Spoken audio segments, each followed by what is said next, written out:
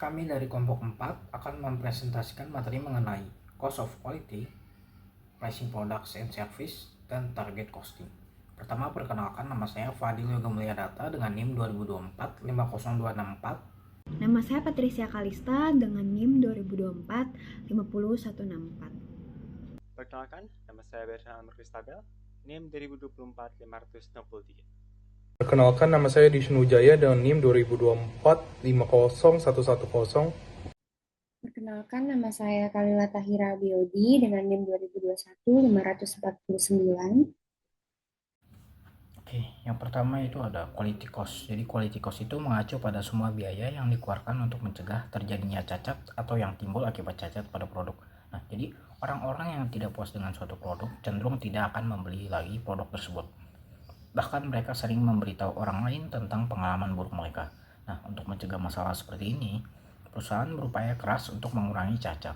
Jadi tujuannya adalah untuk mencapai quality of conformance, di mana sebuah produk dikatakan memiliki kualitas kesesuaian yang tinggi apabila produk tersebut memenuhi atau melampaui spesifikasi desainnya dan bebas dari cacat yang merusak penampilan dan menurunkan kinerja produk. Nah, selanjutnya di sini cost of quality itu dapat dibagi menjadi 4 kelompok besar. Yang pertama itu ada 2 dari kelompok ini timbul dalam upaya untuk mencegah produk cacat sampai ke tangan pelanggan. Di sini ada prevention cost, biaya pencegahan, dan appraisal cost, biaya penilaian. Selanjutnya, ada 2 kelompok biaya lainnya timbul karena cacat tetap terjadi meskipun telah dilakukan berbagai upaya untuk mencegahnya. Di sini itu ada internal failure cost, biaya kegagalan internal, dan external failure cost, biaya kegagalan eksternal. Oke, yang pertama kita akan membahas prevention cost dulu. Jadi prevention cost itu biaya pencegahan. Jadi ini tuh biaya yang dikeluarkan untuk menghindari terjadinya cacat produk sejak awal, karena mencegah itu lebih murah daripada memperbaiki kesalahan atau kecacatan. Nah, jadi dia melalui berbagai kegiatan seperti statistical process control, quality engineering, pelatihan, dan penggunaan alat seksama lainnya. Nah, yang pertama itu di sini ada quality circles. Jadi quality circles itu adalah kelompok kecil karyawan yang secara rutin bertemu untuk membahas cara-cara meningkatkan kualitas, baik pihak manajemen maupun pekerja yang terlibat dalam kelompok ini.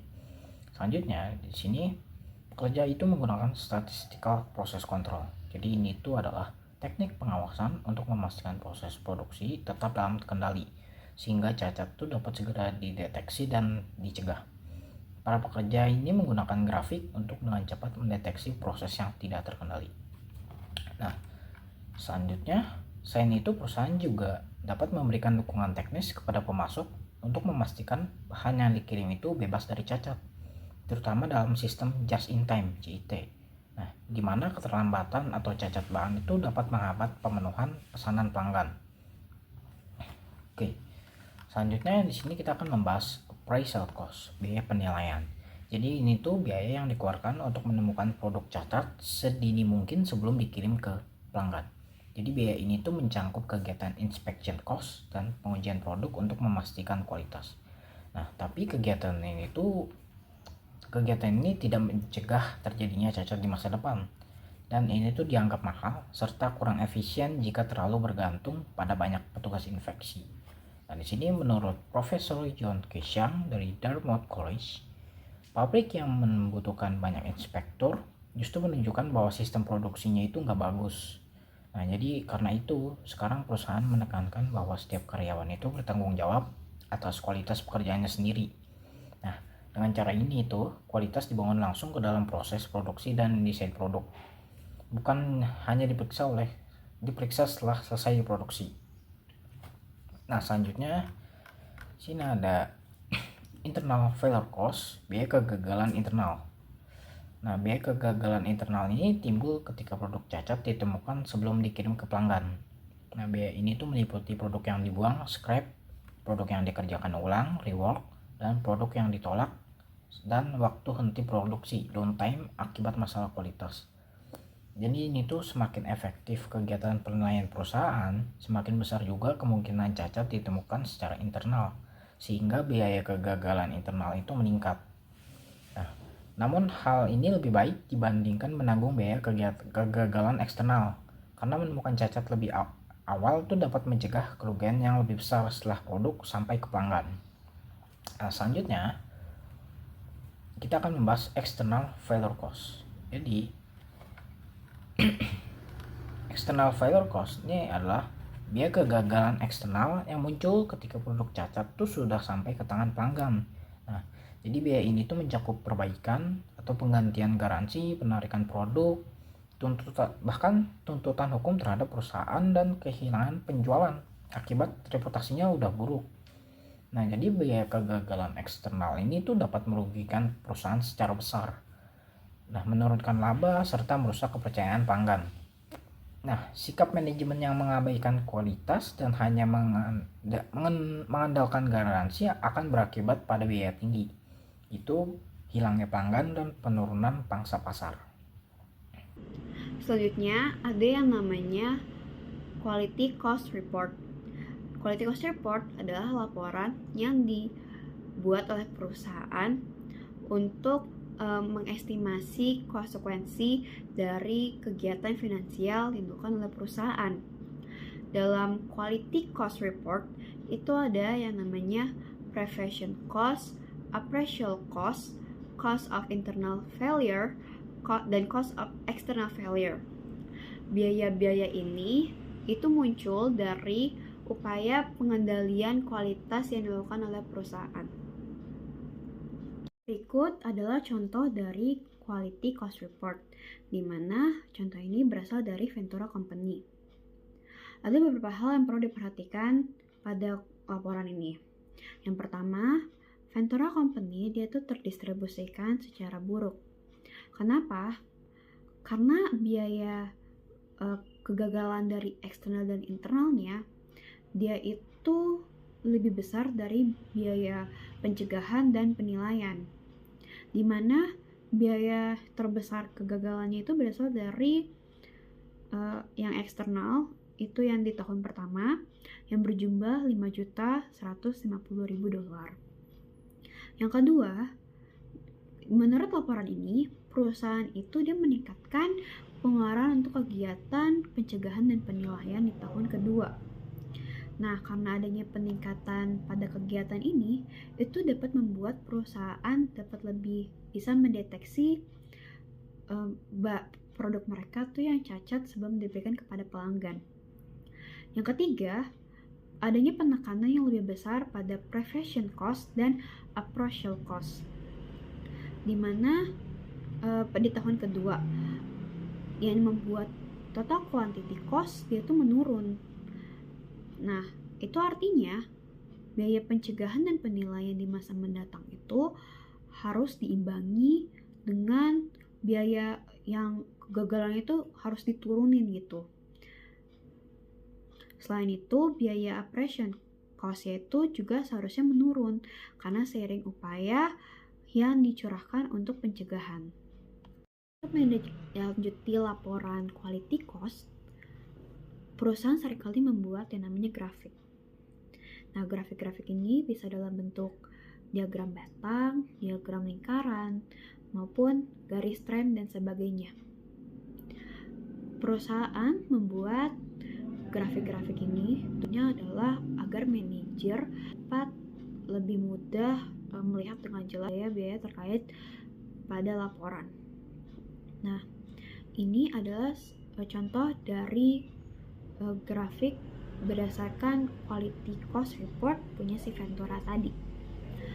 Yang dari grafik pertama itu adalah grafik yang diskalakan berdasarkan dolar. Yang dari grafik kedua itu adalah grafik yang diskalakan berdasarkan persentase dari penjualan. Nah, kalau dilihat grafiknya itu bertumpuk. Nah, ini namanya data stack upward. Jadi appraisal cost itu menumpuk prevention cost, internal failure menumpuk appraisal cost, external failure menumpuk internal failure cost. Nah, kalau dilihat dari grafik yang kedua, itu persentase angkanya itu adalah 18% di tahun pertama. Dan di tahun kedua itu adalah 15%, itu sama seperti pada laporan sebelumnya. Laporan quality cost itu mempunyai kegunaan dan keterbatasan. Kegunaannya yang pertama adalah informasi dari quality cost report membantu manajer untuk melihat signifikasi dari kecacatan. Nah, manajer itu seringkali tidak dapat menyadari bahwa mereka mengeluarkan besarnya biaya yang dikeluarkan untuk biaya kualitas yang mereka punya. Nah, karena biaya-biaya itu tidak dapat terdeteksi dan itu biasa diakumulasikan ke sistem biaya. Yang kedua, informasi dari quality cost report itu membantu manajer mengidentifikasi tingkat kepentingan relatif dari masalah kualitas yang dihadapi oleh perusahaan. Contohnya itu, kalau berdasarkan laporan, misalnya biaya garansi yang mereka keluarkan itu ternyata sangat besar. Nah, dari informasi-informasi tersebut, itu manajer memiliki gambaran tentang yang lebih baik di mana mereka harus memfokuskan upaya kualitas mereka. Yang ketiga, informasi dari quality cost report itu membantu manajer melihat apakah biaya kualitas mereka terdistribusi dengan baik atau buruk. Nah, biasanya kalau biaya yang terdistribusi dengan baik, itu biaya yang dikeluarkan untuk kegiatan penilaian dan pencegahan, dan lebih sedikit untuk biaya dari yang kegagalan. Lalu, yang selanjutnya adalah keterbatasan dari quality cost report. Yang pertama, itu laporan ini adalah untuk sekedar mengukur dan melaporkan quality cost, tapi tidak dapat menyelesaikan masalah. Karena kalau untuk menyelesaikan masalah, si perusahaan ini perlu untuk bertindak agar masalah itu dapat cepat selesai. Yang kedua, hasil dari laporan ini biasanya tertinggal dari program peningkatan kualitas. Jadi, mereka itu harus melaksanakan program dulu, baru adanya laporan. Nah, yang ketiga, biaya kualitas itu yang paling penting pada laporan ini. Karena mereka itu biasanya yang dimasukin ke laporan ini adalah biaya-biaya yang dapat terdeteksi. Kalau biaya-biaya yang tidak dapat terdeteksi, mereka tuh nggak masukin. International Aspect of Quality. The International Organization of Standardization atau ISO yang ada di Geneva, Swiss, dia itu organisasi ini menetapkan pedoman pengendalian kualitas yang disebut dengan standar ISO 9000. Nah, banyak perusahaan dan organisasi di Eropa, mereka itu kalau mau membeli dari pemasok, mereka tuh harus lihat apakah pemasok ini mempunyai sertifikat ISO 9000. Nah, kalau pemasok mempunyai sertifikat ISO 9000 ini, artinya yang pertama, sistem quality control yang digunakan itu jelas mendefinisikan tingkat kualitas yang diharapkan. Yang kedua, sistem beroperasi penuh dan didukung oleh dokumentasi terperinci mengenai prosedur quality control. Yang ketiga, tingkat kualitas yang diinginkan tercapai secara berkelanjutan dan konsisten. Nah, kunci dari mendapatkan sertifikat ini adalah dengan dokumentasi. Kenapa dokumentasi? Karena walaupun perusahaan itu mempunyai sistem quality control yang baik, tapi dengan adanya dokumentasi kayak langkah-langkah dari sistem tersebut, itu dapat membuat kayak misalnya ada kalau perusahaan mengganti karyawan. Nah, karyawan baru itu dia tuh dapat melakukan pekerjaan yang seperti dilakukan oleh karyawan lama lewat dokumentasi tersebut. Nah, biasanya perusahaan itu kalau mau mempunyai sistem kualitas yang baik, mereka membutuhkan waktu 2 tahun untuk mengembangkan dokumentasi yang terperinci. Namun, walaupun begitu, perusahaan seringkali menemukan bahwa penyusunan dokumentasi ini itu menghasilkan peningkatan pada sistem kualitas mereka. Selanjutnya akan dipresentasikan oleh rekan saya. Oke. Sekarang saya akan membahas tentang pricing product and services. Ini adalah suatu proses bisnis untuk menentukan nilai kuantitatif atau harga dari suatu produk atau jasa yang ditawarkan kepada pelanggan. Nilai kuantitatif atau harga ini juga harus diperhatikan. Jika harga terlalu tinggi, maka pelanggan tidak akan membeli produk. Sedangkan jika harga barang terlalu rendah, maka perusahaan tidak akan mendapatkan keuntungan. Maka, agar perusahaan itu dapat mengetahui harga apa yang cocok dan juga harga yang mendapatkan laba yang paling tinggi, kita harus memiliki suatu pendekatan. Yaitu satunya adalah pricing approach. Cara penentuan harga yang paling sering dilakukan itu adalah markup cost atau cost plus pricing, di mana rumusnya adalah selling price sama dengan buka kurung 1 tambah markup percentage tutup kurung dikali dengan cost-nya.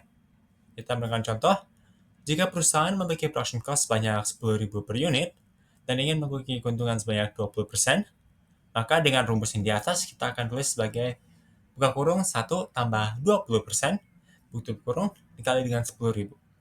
Hasilnya akan menjadi 12.000. Tetapi masalah dari approach ini, informasi untuk efek dampaknya ke pasar dan juga nilai laba yang paling tinggi itu masih belum diketahui. Kita hanya mengetahui berapa banyak harga yang perlu kita tambahkan untuk mendapatkan keuntungan sebanyak yang diinginkan. Maka kita bisa juga lihat economist approach to pricing, di mana kita akan membahas tentang elasticity of demand atau elastisitas permintaan. Nah, elastisitas permintaan ini akan mengukur sejauh mana perubahan harga memengaruhi jumlah penjualan satuan suatu produk atau jasa. Jika permintaan suatu produk itu dikatakan inelastis, jika permintaan suatu produk dikatakan inelastis jika perubahan harga hanya berdampak kecil terhadap jumlah unit yang dijual. Tapi, jika perubahan harga itu berdampak besar terhadap jumlah unit yang dijual, dikatakan bahwa permintaan suatu produk tersebut adalah elastis. Berikut ini adalah rumus tentang elastis demand, di mana elastis of demand sama dengan natural log function buka kurung 1 tambah percentage change in quality sold tutup kurung per natural log function buka kurung 1 tambah percentage change in price. Mungkin untuk sulit untuk mengerti, maka kita akan melihat contoh soalnya. Ada contoh soalnya, misalnya anggaplah para manajer dari Nature's Garden yakin bahwa kenaikan harga jual sampo apel almond ini mereka sebesar 10% harga penjualannya akan melakukan penurunan sebesar 15% dalam jumlah botol sampo yang terjual. Maka untuk mengetahui elastis harga permintaan untuk produk ini, kita akan menggunakan rumus yang setelah saya jelaskan sebelumnya. Elasticity of demand sama dengan natural log function 1 tambah negatif 0,15 karena mengalami penurunan penjualan sebesar 15% per 1 tambah 0,1 dari harga penjualannya itu dinaiki sebesar 10%. Bisa ditambah kurang menjadi 0,85 per 1,1. Hasilnya akan menjadi min 1,71. Lanjut lagi.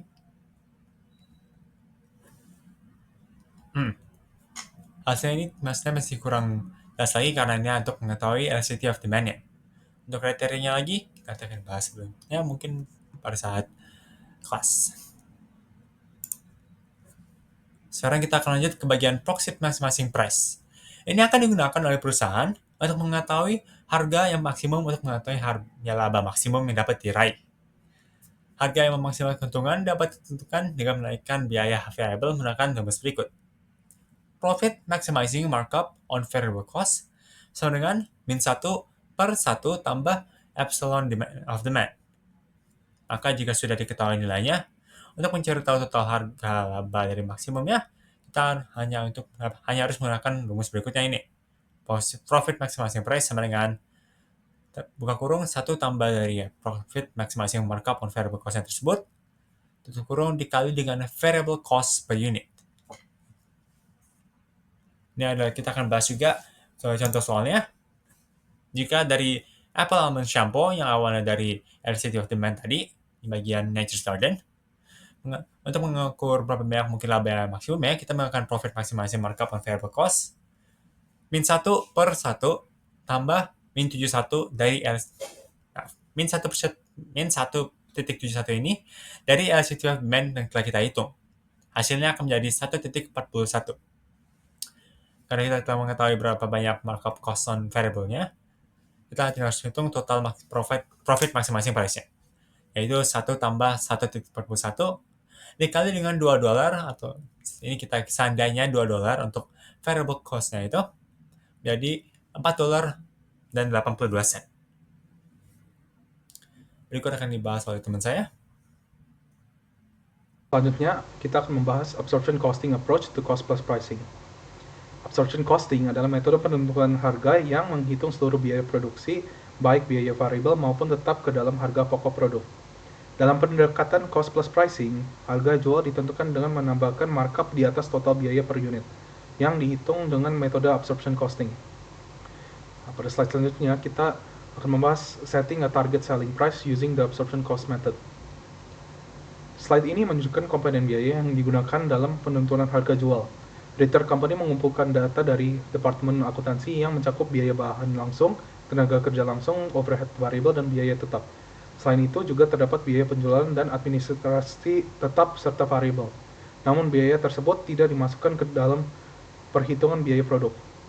Nah, pada slide selanjutnya, ini dilakukan penghitungan biaya produk per unit menggunakan metode absorption costing. Semua biaya manufaktur, baik variabel maupun tetap, dihitung untuk menentukan total biaya per unit. Dengan total biaya tetap sebesar 70.000 dan volume produksi 10.000 unit, biaya tetap per unit adalah $7, sehingga total unit product cost sama dengan $20. Nah, di selanjutnya setelah kita mengetahui biaya per unit sebesar $20, perusahaan menentukan markup 50% untuk menutup biaya penjualan, administrasi, dan laba yang diinginkan. Markup sebesar $10 ditambahkan ke biaya unit menghasilkan harga jual target sebesar $30 per unit. Metode ini membantu perusahaan menentukan harga jual yang dapat menutupi seluruh biaya dan memberikan keuntungan yang wajar. Nah, pada slide selanjutnya kita akan membahas determining the markup percentage. Di slide ini, Ritter Company menentukan markup sebesar 50%. Nah, cara mereka menentukan ini, mereka melakukan perhitungan markup ini menggunakan rumus required return on investment dikali investment ditambah selling and administrative expenses dibagi dengan unit product cost dikali unit sales. Dengan investasi 100.000, biaya penjualan dan administrasi 60.000, dan harga pokok per unit $20, hasil perhitungan menunjukkan markup sebesar 50%. Jika perusahaan berhasil menjual 10.000 unit, maka akan tercapai return on investment sebesar 20%. Dan selanjutnya kita akan membahas apa masalah dengan absorption costing approach. Pada bagian ini kita bisa melihat kelemahan dari metode absorption costing. Metode ini tampak mudah karena hanya menghitung biaya per unit lalu menambahkan markup. Tapi dalam praktiknya, metode ini tidak mempertimbangkan faktor permintaan pasar. Misalnya, Ritter Company menetapkan harga $30 per unit, tapi hanya bisa menjual 70.000 unit dari target 10.000. Akibatnya, biaya tetap dibagi ke unit yang lebih sedikit membuat unit cost naik menjadi $23. Perusahaan akhirnya rugi $25.000 dan return on investment-nya menjadi negatif 25%. Jadi harga yang ditetapkan berdasarkan absorption costing bisa beresiko kalau tidak memperhitungkan permintaan pasar. Baik, di sini saya akan menjelaskan materi mengenai target costing. Jadi, target costing itu adalah pendekatan penentuan biaya maksimum yang dapat dikeluarkan untuk memproduksi produk baru dengan harga jual dan laba yang telah ditentukan. Jadi, fokusnya itu menentukan harga jual dan laba yang diinginkan terlebih dahulu, lalu menghitung biaya target yang harus dicapai. Gitu. Untuk rumusnya, target cost sama dengan anticipated selling price dikurang desired profit. Jadi, perusahaan itu mendesain produk sedemikian rupa agar biaya produksinya tidak melebihi target cost yang telah kita tentukan gitu. Selanjutnya, di sini ada reason for using target costing. Jadi, alasan mengapa kita harus menggunakan target costing gitu. Nah, di sini terdapat dua alasan utama. Yang pertama itu pasar menentukan harga. Jadi, perusahaan itu memiliki kontrol terbatas atas harga jual atau market driven pricing. Yang kedua itu harga pasar dianggap sebagai given atau tidak bisa ditentukan sepihak oleh perusahaan. Yang kedua itu sebagian besar biaya ditentukan pada tahap desain. Setelah produk masuk tahap produksi, peluang untuk menurunkan biaya itu sangat kecil gitu. Jadi untuk tahap desain memberikan kesempatan terbesar untuk memastikan produk dapat diproduksi sesuai dengan target cost. Jadi fokus awalnya itu dengan adanya target costing, dengan menggunakan target costing, upaya pengendalian biaya difokuskan pada tahap perancangan, bukan setelah memulai produksi gitu. Untuk menjamin bahwa produk memenuhi fitur yang diinginkan konsumen dan eh, biaya yang kita tetapkan itu tetap terkendali gitu. Jadi harga pasar ditentukan oleh kekuatan pasar, bukan perusahaan. Jadi harga pasar itu dianggap given. Nah, sebagian besar biaya ditentukan di tahap desain, lalu setelah diproduksi dimulai, sulit untuk mengurangi biaya. Selanjutnya, example target costing atau contoh perhitungan target costing gitu, contoh simpel. Jadi di sini Handy Company itu dia ingin mendesain dan memproduksi hand mixer dengan target ROI-nya itu sebesar 15%. Nah, untuk perhitungannya itu langsung aja di sini ada projected sales itu dia 40.000 unit mixer dikali dengan $30 per mixer itu sama dengan 1.200 $1.200. Lalu less desired profit itu atau laba yang diinginkan 15% dikali $2 juta, hasilnya 300. Lalu 1.200.000 ini dikurang dengan 300, hasilnya $900.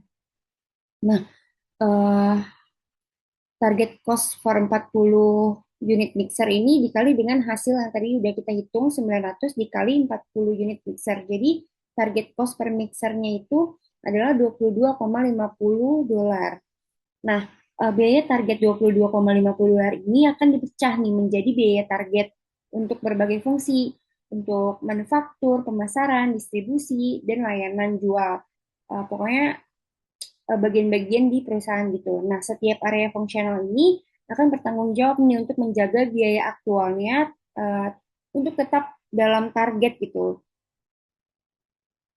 Jadi 22,50 ini tidak boleh lebih dari angka ini. Jadi bagi bagian-bagian perusahaan ini harus menjaga angka ini agar tidak melebihi target. Selanjutnya ada value based pricing atau penetapan harga berbasis nilai. Jadi uh, poin itu menentukan harga berdasarkan nilai yang dirasakan oleh pelanggan, bukan hanya biaya produksi, yang mana melibatkan riset pasar, menanyakan kepada konsumen berapa sih biaya yang mereka sedia bayar untuk produk kita sebelum kita tentukan harganya gitu. Jadi seringkali konsumen ini bersedia membayar dengan harga yang lebih tinggi dari harga perkiraan jika produk yang kita jual ini memenuhi ekspektasi dan melebihi harapan mereka gitu. Nah, strategi ini dapat meningkatkan profitabilitas perusahaan. Gitu. Jadi contohnya itu kayak misalkan Vera Bradley Inc. Perusahaan tersebut mengirim gambar produk kepada pelanggan. Nah, pelanggan itu bersedia membayar hingga 7% lebih tinggi dari harga awal yang perusahaan tentukan gitu. Jadi, kenapa mereka bisa bersedia membayar lebih banyak? Karena mereka puas dengan produk yang kita berikan gitu. Ekspektasi mereka terhadap produk kita itu lebih gitu. Jadi value based pricing ini berfokus pada nilai yang dirasakan oleh pelanggan atau perceived value. Nah, dengan menggunakan riset pasar mengetahui willingness to pay gitu. Lalu bisa menghasilkan harga jual yang lebih tinggi dan meningkatkan profit.